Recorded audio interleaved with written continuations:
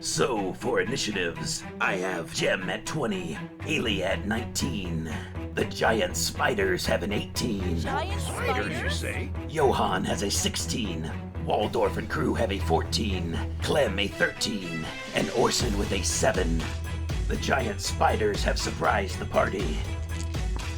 As Clem bends down and reaches into the beam of light for the shield, a very large spider with neon green stripes and slender legs that end in sharp barbed points attacks him during the surprise round. This spider bungees down with a line of thick web still attached to its spinneret and rolls a 20 to hit. Its legs wrap around Clem's arms and body. Oh crap. The barbed legs deal 10 poison damage, and Clem is effectively grappled. Oh, here we go. Clem feels himself begin to get pulled swiftly up by the giant spider. Thankfully, me being a dwarf, I have resistance to poison. Excellent. So 10 damage reduced to 5. You think to yourself, I've had ale stronger than this poison. Gemma, it is now your turn. You are about 30 feet away from Clem when the spider lunges down. You instinctively look up and realize there are dozens more similar-looking spiders high above in the web-infested canopy. Firebolt. Jim does a quick hand gesture, speaks the magic words, and points at the spider grappling Clem. Casting Firebolt for...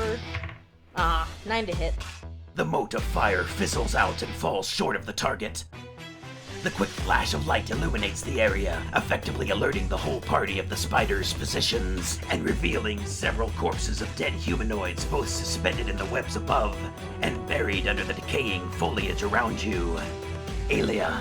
I want to move to the center of the clearing and then shoot the spider grappling Clem. Oh, 7, miss. Some sunlight gets in your eyes as you try to look up and end up shooting far left. Roll a perception check. 15? While looking up, you realize one of the suspended corpses is wearing a nice suit of half-plate, probably what reflected the light into your eyes. The spiders are next. 2 more lunge down. Sir Eustace raises his shield just in time and deflects one of the spider's attacks. It leaves a slimy green residue on his shield and then springs back up into the trees. Ha! Well met, Eustace. Another bungees down and grapples Deckhand Daniels. The sailor's face goes pale as the spider then pulls him up into the trees.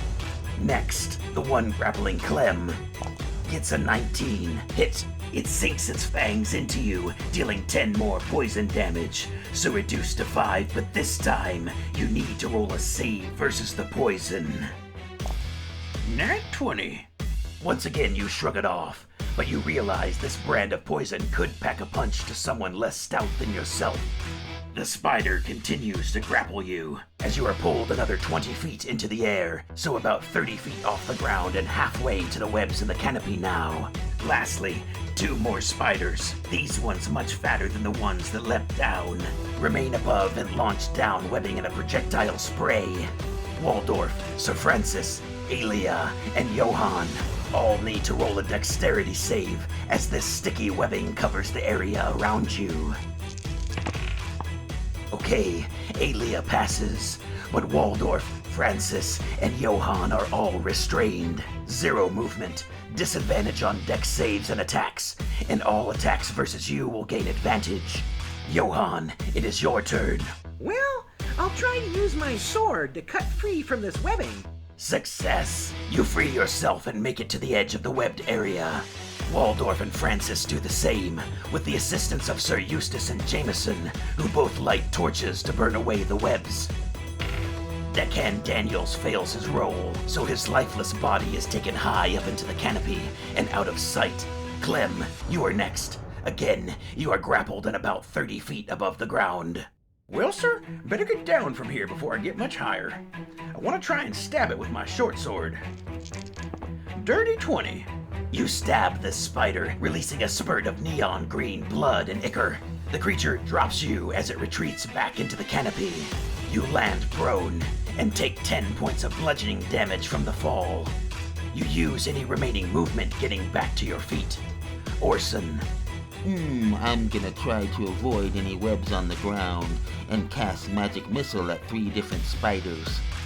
4 damage each. You evoke your 3 magical darts of force energy and hurl them at the 3 giant spiders simultaneously.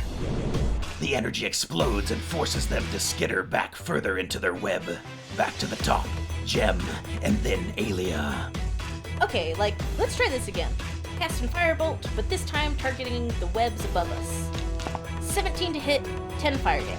You ignite the webs above, causing most of the spiders to flee higher up into the trees, except for a few spiders which fall, still ablaze and flailing wildly. Alright, shoot at the flaming spiders. 14 to hit, 10 damage. You slay the creature which collapses into a puddle of burning goo. 2 flaming spiders remain on the ground. They attack Waldorf and Sir Eustace, but both miss. Waldorf quickly dodges out of the way, and Eustace once again deflects with his shield. Johann, you're up next. I'd like to try and cast sleep on the flaming spiders. Give it a try. Success! The last remaining spiders fall unconscious and continue to roast until their death. Burning through the webs above has allowed more light to enter the canopy, enabling the party to quickly reach the north edge of the forest. After breaking the tree line, a rugged cliffside with several tall peaks now lies before the party.